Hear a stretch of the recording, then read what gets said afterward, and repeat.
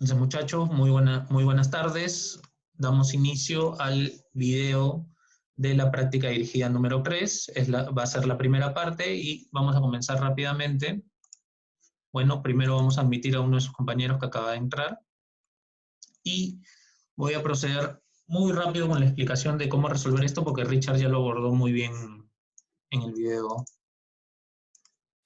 que está colgado en el Paideia. De hecho, son 4 videos. Entonces, básicamente el caso, ¿no? Planeamiento de corto plazo nos habla de una distribuidora de abarrotes generales, algo que nosotros tenemos que tener muy en claro cuando resolvemos uno de estos casos. Ya sabemos que los casos del curso son casos reales, motivo por el cual mucha de la casuística, el movimiento de las cuentas, cómo vamos a abordar la parte de financiamiento en este tipo de casos es tal cual como se trabaja en la vida real. Entonces es necesario entender primero cuál es el giro del negocio de la organización, ¿no? Cuáles son las necesidades que tiene y sobre eso nosotros ver cuál es la mejor manera de financiarse, ¿no? Entonces, en este caso es distribuidora de abarrotes generales, ¿no? Que es una empresa que se dedica a la comercialización de abarrotes a través de una pequeña cadena de tiendas mayoristas. Entonces, lo que nosotros tenemos que tener en claro es cómo en general se da la venta pues en una distribuidora de abarrotes, ¿no?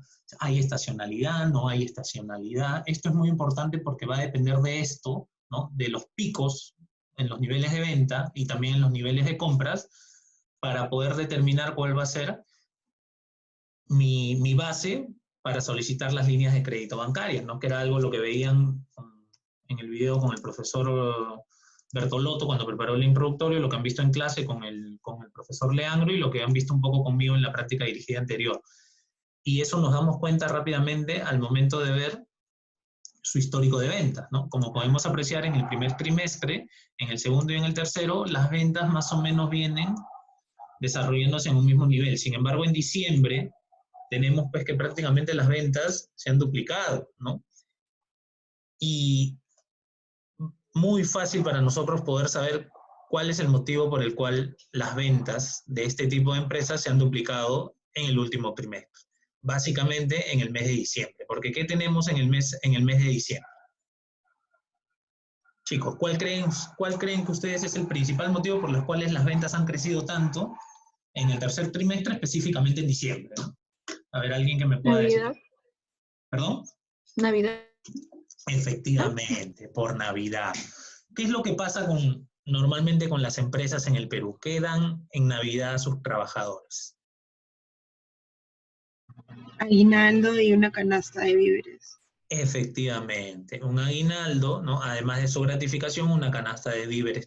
Y esto lo hacen todas las empresas, lo hacen las empresas grandes. Bueno, ahora la mayoría de empresas grandes, pues corporativas, lo que te dan es una gift card y con esa gift card puedes ir a un supermercado o a una tienda por departamento y comprarte lo que tú quieres. Pero la mayoría de empresas, que son las medianas y las pequeñas y hasta las microempresas, todavía tienen esta costumbre de dar canastas navideñas. Pues sí, principalmente estas canastas lo que tienen es pues abarrotes en general, ¿no? Tienen leche, tienen chocolate, tienen víveres, tienen un montón de cosas que venden este tipo de distribuidoras. Entonces es por eso que sus ventas incrementan pues en el mes de diciembre. Y este pico de diciembre, al realizarse estas ventas, lo que van a implicar es que para este periodo la empresa requiera mayor financiamiento, ¿no? ¿En qué más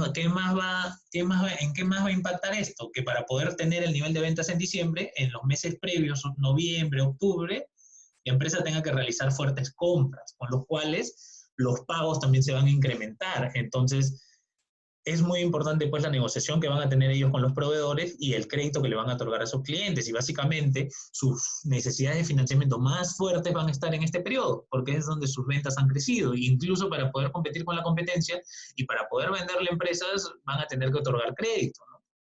Es un poquito lo que vemos en el desagregado del capital de trabajo, ¿no? Cuando proyectamos esto que está aquí, ¿no?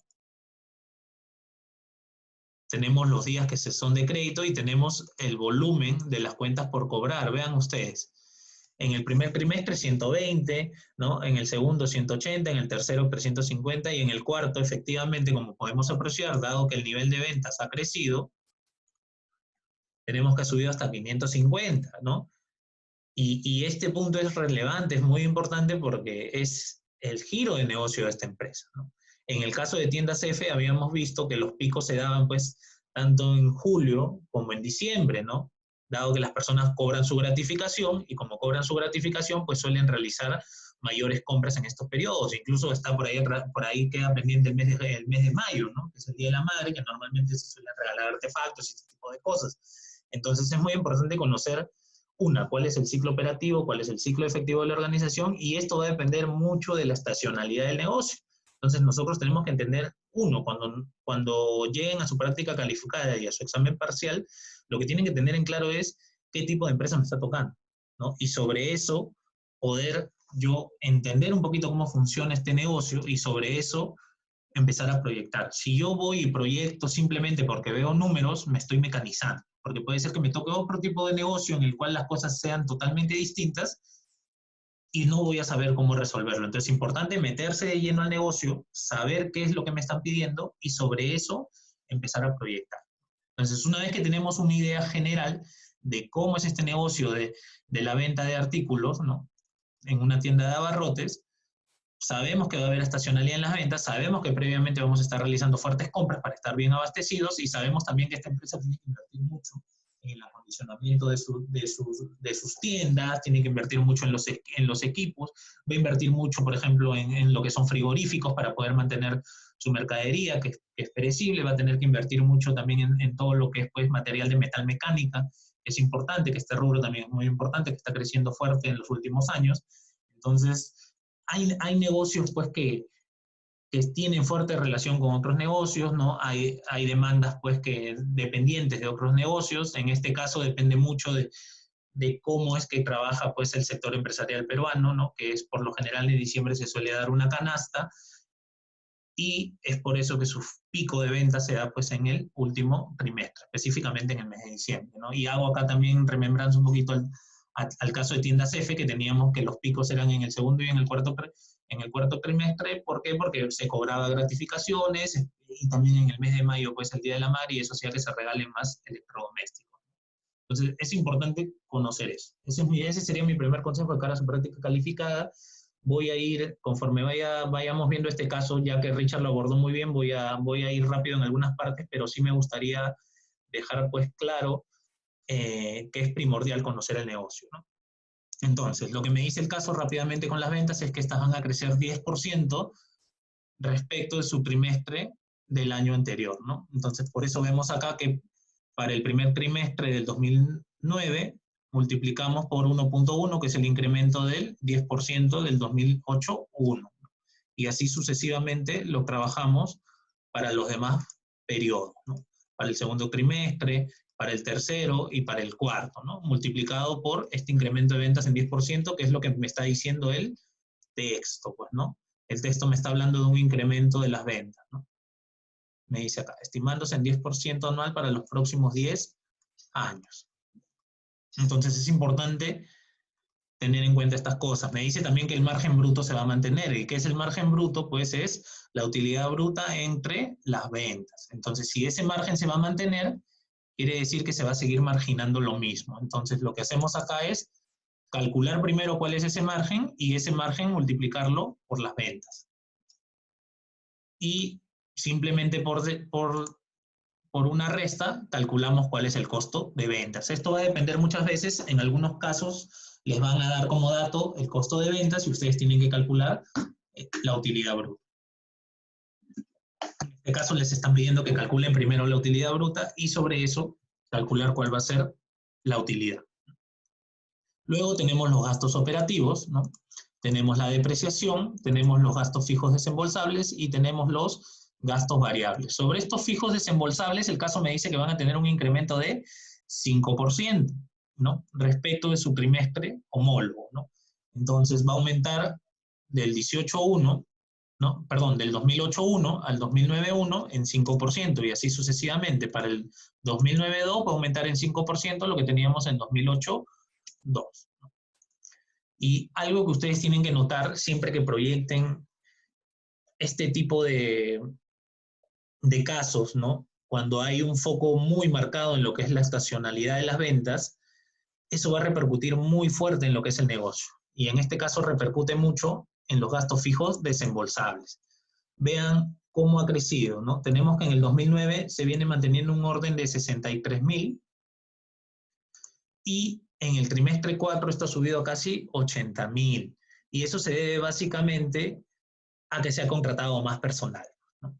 Esto es punto clave, se ha contratado, además de más personal, probablemente se estén alquilando más equipos, se estén alquilando pues otro tipo de servicios, se estén contratando otro tipo de servicios para poder soportar pues las actividades que implican que mis ventas prácticamente se hayan duplicado.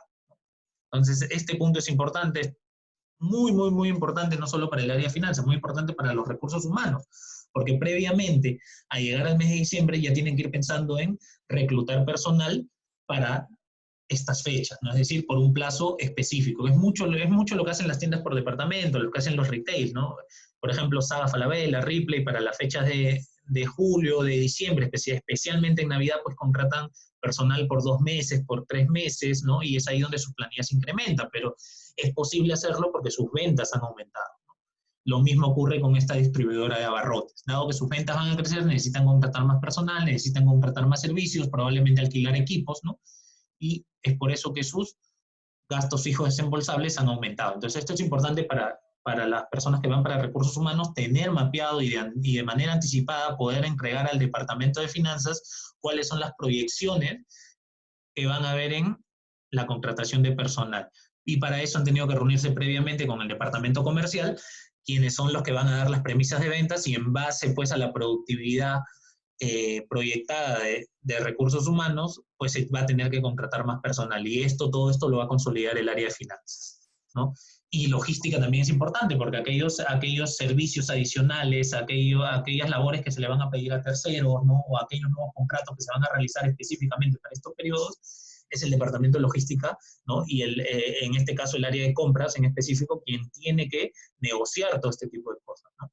Entonces es muy importante cómo se trabaja de manera integrada en una organización. Por eso, chicos, préstenle mucha atención a sus cursos de finanzas, porque no es que porque yo no voy a finanzas no voy a ver estas cosas, no, sí la vas a ver y a veces te tienes que sentar con el gerente de finanzas, el cual te va a decir no a todo porque no está encontrando el sustento que tú le estás dando, ¿no?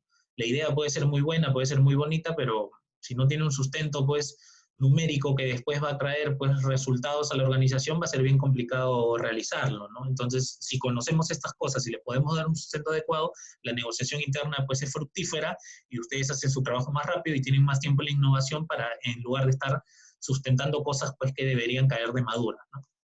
Es un tema importante, se los comento porque cuando yo estaba en el área de control de gestión en la anterior empresa, pues yo veía el tema presupuestal con todas las áreas, ¿no? Entonces, a muchos de ellos pues hacía una especie de training sobre estos temas para que los siguientes meses en los cuales nos toque trabajar juntos las cosas fluyan más rápido. Entonces, ahí les doy un tip para quienes van a estas áreas. Algo importante acá con los gastos variables, que no necesitan que el caso les especifique cómo es que vamos a tratar estos gastos variables. Si ustedes han revisado el caso, en ningún momento les dice cuál va a ser el comportamiento de estos gastos variables, ¿no? Y no tienen por qué decírselos. Porque, ¿qué quiere decir que el gasto sea variable? ¿De qué va a depender el gasto variable, chicos? Las ventas. Efectivamente, muy bien. Los gastos fijos, como su nombre lo dice, se mantienen fijos. ¿Estos se pueden ver impactados por la venta? Sí, pueden tener un impacto por las ventas, pero no va a ser un impacto directo, ¿no? En cambio, los gastos variables sí van a tener un impacto directo de las ventas. Por eso es que cuando proyectamos los gastos variables, no es necesario que nos digan que estos están en función de las ventas. Si el caso no nos dice nada, nosotros debiéramos estar en la capacidad de poder tomar esa decisión, es decir, asumir esa premisa nosotros, que es algo que el caso nos está pidiendo. Este caso me gusta mucho porque más que darle todas las pautas, lo que les dice a ustedes es, si es que por ahí hay algunas premisas que no se han dado, ustedes considérenlas, ¿no? Entonces, eso es importante, ¿no? Que a ustedes les dejen esa decisión y así puedan ustedes aplicar lo que el criterio les demanda, ¿no? En este caso, los gastos variables se entiende que van a ir en función de las ventas. Acá, con los ingresos financieros, algo muy parecido a lo que habíamos visto en Celima, ¿no? Depositamos el 1 de enero en una cuenta bancaria y esta cuenta lo que va a hacer es generarme intereses, ¿no? Y estos intereses se van a materializar al final del periodo. Entonces, algo muy parecido con Celima ocurre acá con los ingresos financieros, ¿no? Igual con los gastos financieros, ¿no? Como pueden apreciar más pegado a la derecha, en el solucionario que preparó Richard, ustedes tienen ahí pues cómo es el desenvolvimiento de estos gastos financieros de corto plazo y los de largo plazo. En el largo plazo me están diciendo que las amortizaciones son constantes, ¿no? Ya no es como el esquema de Celima que habíamos trabajado, que las cuotas eran fijas. En este caso lo que es fijo es la amortización. En este caso ustedes la tienen súper clara porque han visto pues un montón de cronogramas de pago en matemática financiera. Como les comentaba en las primeras clases, lo que han visto en matemática financiera les va a servir mucho porque en realidad los cronogramas de pago que trabajamos acá son bien reducidos, son bien simples, porque acá lo que nos importa más que la operatividad es la parte analítica del caso, ¿no?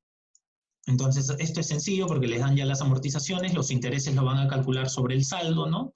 Y al final, el endeudamiento nuevo de largo plazo va a depender si es que va a haber una inversión en activo fijo, ¿no? Acá en la deuda de corto plazo tenemos que lo mismo que hacíamos en Celima, la deuda de corto plazo se paga en el corto plazo, es decir, aquellos 85.000 que me quedaron por pagar del periodo anterior, los voy a pagar en este periodo, ¿no?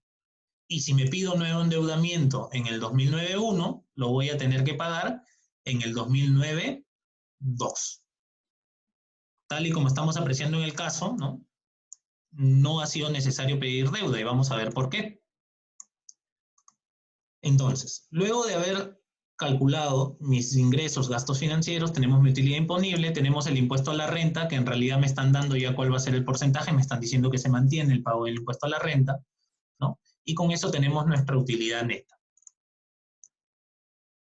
Con esta utilidad neta, nosotros podemos partir e iniciar el flujo de caja mediante el método indirecto. Sin embargo, ¿qué fue lo que nosotros habíamos trabajado en el caso de Celima? Que cuando nosotros proyectamos en el corto plazo, nosotros usamos ¿qué método, chicos? ¿El método indirecto o el método directo cuando proyectamos en corto plazo? Directo. El método directo. ¿Y por qué utilizamos el método directo? ¿Qué tiene el método directo que no tenga el método indirecto? De hecho, el método indirecto es más rápido. Parto de algo que ya calculé. Pero ¿por qué en el corto plazo trabajamos con el flujo de caja método directo?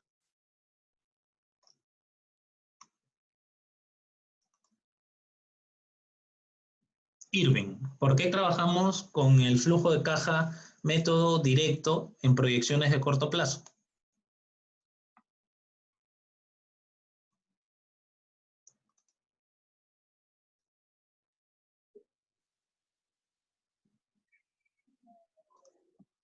Bueno, Irving no nos quiere contestar.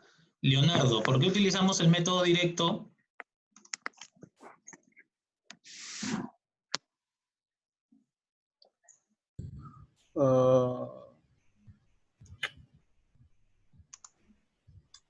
La verdad no me acuerdo muy bien, porque entre directo e indirecto. Ok, no hay ningún problema. Si es que no les quedó muy bien claro o olvidaron lo que habíamos trabajado previamente, no se preocupen, con toda confianza me lo dicen y yo lo vuelvo a explicar. En el corto plazo, cuando nosotros proyectamos el flujo de caja, preferentemente utilizamos el método directo. ¿Pero por qué?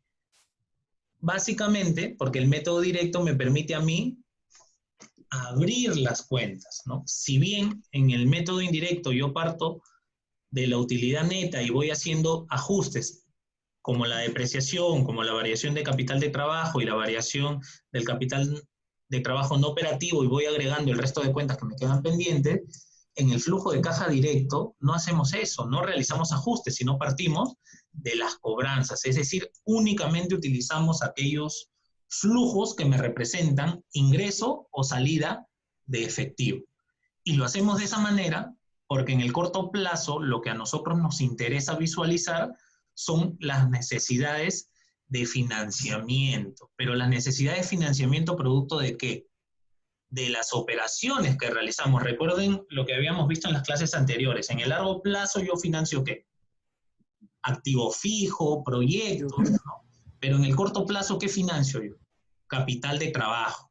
¿Y el capital de trabajo está compuesto de qué? De las ventas a crédito, de los inventarios y de las compras, ¿no?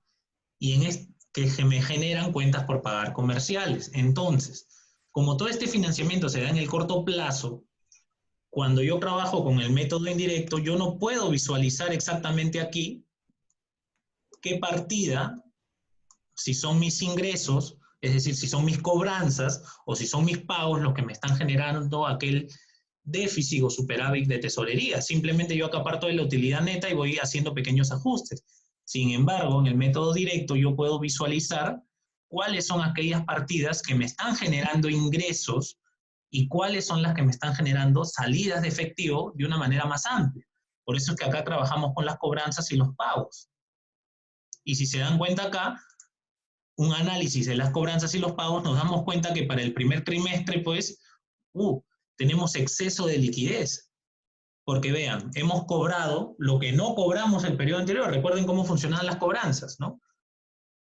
¿Qué voy a cobrar yo este periodo? Lo que no cobré el periodo anterior, más lo que he vendido este periodo, menos, ¿no? Lo que me quedó por cobrar, es decir, lo que he dado a crédito. Entonces, vemos que en el 2009-1 las cobranzas son altas, ¿por qué? Porque ¿cuánto fue lo que yo vendí el trimestre anterior? El doble casi. Prácticamente el doble, ¿no? Como bien menciona su compañera, por eso es que las cobranzas para el siguiente periodo son altas. Entonces, este punto es importante y por eso a mí me sirve visualizarlo desde el punto de vista de cobranzas versus pagos, porque así yo puedo entender de qué producto de yo haber dado crédito en los meses previos, específicamente en el mes de diciembre, es que yo en el mes de enero o febrero ya estoy cobrando gran parte de esas ventas. Por eso es que la necesidad de financiamiento que yo tengo en el primer trimestre prácticamente es nula, porque si ustedes se dan cuenta, mi flujo de caja sale positivo. Historia distinta para el 2009-2. Muy distinta para el 2009-3.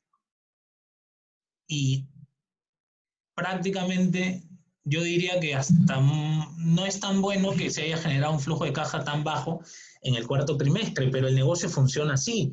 Entonces, lo más probable es que si yo en el primer trimestre generé un exceso de tesorería, es decir, tengo un superávit de tesorería, tengo un sobrante de tesorería, lo más probable es que para eso me permita a mí cubrir mis actividades del segundo trimestre.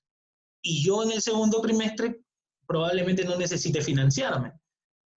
Pero ya en el tercero, donde mis pagos terminan siendo mucho más grandes que mis cobranzas, es más que fijo que voy a necesitar financiar. Y eso lo pueden ver siempre y cuando proyecten ustedes mediante el método directo. En el método indirecto no ven eso. ¿Qué es lo que van a ver en el método indirecto? Miren. Con eso ustedes no determinan si han cobrado más o han cobrado menos, o si sus pagos han sido más o han sido menos. Lo único que están viendo acá es la variación del capital de trabajo. Y analizarlo desde ahí se puede hacer, sí, pero no es tan fácil. Primero voy a tener que desglosar eso de ahí y analizar el capital de trabajo. Sin embargo, aquí lo vemos de manera más directa, más práctica y más intuitiva. Por eso, en el corto plazo, dado que nosotros financiamos capital de trabajo, como hemos visto en el caso de Tiendas F, financiamos pues pagarés, financiamos con descuento de letras, descuento de facturas o también factoring, ¿no? Financiamos con pagarés post-embarque o pagarés de exportación, las compras las financiamos con pagaré de compras, con pagaré capital de trabajo, lo mismo con el inventario, ¿no? Lo podemos financiar con un pagaré. Entonces, eso nos va a permitir el flujo de caja directo, poder visualizar en qué periodo, sin necesidad de proyectar todo lo demás, yo probablemente necesite financiarme. Acá no lo voy a ver porque vean, esto parte de la utilidad neta, ¿no? Y si me voy a las ventas, y sí, las ventas me están diciendo que acá genero más utilidad, pero nosotros sabemos que no necesariamente lo que vendemos ahora lo estamos cobrando ahora, porque nosotros vendemos al crédito. Entonces, la manera más directa, más intuitiva de poder visualizar eso es a través del flujo de caja del periodo. Y acá con las cobranzas y los pagos del primer trimestre nos estamos dando cuenta que tenemos un excedente en flujos de operación de prácticamente casi 487, que a lo cual tenemos que quitarle pues el pago de gastos fijos, variables, impuestos, ¿no? Entonces, si miramos todo esto de acá, vamos a tener que tenemos incluso unos flujos de operación de 374.000. Entonces, de esta manera nosotros podemos visualizar en qué periodo vamos a necesitar o no vamos a necesitar, ¿no? Y saber qué cosa vamos a necesitar, porque si acá estoy teniendo ventas fuertes, ¿no? Me queda claro que no necesito probablemente un financiamiento para las ventas, ¿no? Que podría ser alguno para las compras, ¿no? Acá en el tercero ya me queda claro que mis cobranzas son inferiores a mis pagos. Entonces ahí voy a tener que financiar yo. Por eso es importante trabajar por el flujo de caja directo. Muy probable, incluso muy seguro estaría de comentarles que para su práctica calificada les va a venir mediante el flujo de caja directo, ¿no? El flujo de caja indirecto lo van a trabajar cuando proyectemos a largo plazo, porque en el largo plazo a mí lo que me importa son las inversiones, es decir, cuánta inversión he hecho yo en CAPEX, no tanto en el día a día, ¿no? Por eso se le llama largo plazo. Entonces, chicos, esto es importante que ustedes tengan claro cómo funciona el flujo de caja directo, ¿no? Cómo calculamos las cobranzas. Recuerden, nuevamente, yo voy a cobrar este periodo, lo que no cobré el periodo anterior, más lo que vendí, menos lo que me está quedando por cobrar. Lo mismo con los pagos. Tenemos acá, pues, los pagos de gastos fijos, los gastos variables, pago de impuestos, las cobranzas diversas, ¿no? En este caso, él me está diciendo que tenemos ahí unas inversiones, las cuales no me están generando intereses a favor, y lo vamos a ir cobrando en alicuotas trimestrales, ¿no? En 2 años. Como el saldo de esa cuenta a nuestro favor era de 40.000, vamos a ir cobrando 5.000 trimestral. Y algo que les quiero comentar también, una vez que ustedes vayan proyectando el estado de resultados y el flujo de caja, también pueden ir ya completando el balance general. Por ejemplo, con las cobranzas diversas, nosotros nos vamos acá, cuentas por cobrar diversas. Si al cierre del año pasado teníamos 40 y vamos a ir pagando 5 de manera trimestral, quiere decir que eso que me va a quedar por cobrar va a ir disminuyendo en 5. Entonces, una vez que nosotros vamos proyectando y trabajando el flujo de caja, también podemos ir ganando tiempo y proyectando el balance general. Eso es lo que debemos hacer con todas las cuentas, lo mismo con la cuenta de CAPEX, ¿no? Si nosotros nos vamos acá a la compra de activos, tenemos que en el 2009, ¿no? Tenemos 120 y en activos fijos se está aumentando acá en 120. Entonces, podemos ir adelantándonos, ¿no? Voy a programar un segundo video. Por favor, entren en 10 minutos para poder continuar con esta explicación y iniciar con las preguntas. ¿Ok? Yo voy a enviar el nuevo enlace por el Paideia, chicos.